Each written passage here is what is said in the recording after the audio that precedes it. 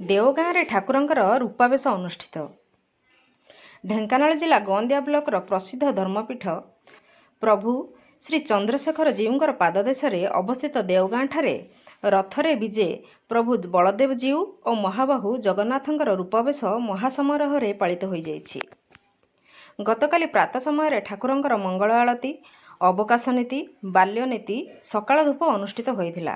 ଏହାପରେ ଦ୍ୱିପ୍ରହର ସମୟରେ ଠାକୁରଙ୍କର ବାଲ୍ୟଭୋଗ ନୀତି ଅନୁଷ୍ଠିତ ହୋଇଥିଲା। ସନ୍ଧ୍ୟା ସମୟରେ ଠାକୁରଙ୍କର ସନ୍ଧ୍ୟା ଆଳତି ପରେ ଠାକୁରଙ୍କର ରୂପାବେଶ ଅନୁଷ୍ଠିତ ହୋଇଥିଲା। ଠାକୁରଙ୍କର ଏଭଳି ଅପୂର୍ବ ବେଶ ଦେଖିବା ନିମନ୍ତେ ପ୍ରବଳ ଗହଳି ହୋଇଥିଲା।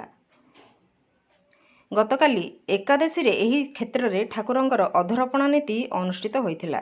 ଏହାପରେ ଠାକୁରଙ୍କର ପହଡ଼ ପଡ଼ିଥିଲା। ଏହିଠାରେ ଅନୁଷ୍ଠିତ ରଥଯାତ୍ରା ଢେଙ୍କାନାଳ ଜିଲ୍ଲାର ସର୍ବପୁରାତନ ଅଟେ। ପ୍ରତାପ ନରସିଂହ ଦେବ ରାଜାଙ୍କ ସମୟରୁ ଏହି ରଥଯାତ୍ରା ପାଳିତ ହୋଇଆସୁଛି। ଏଠାରେ ନିର୍ମିତ ତାଳଧ୍ୱଜ ରଥ 14 ଚକ ବିଶିଷ୍ଟ ଅଟେ।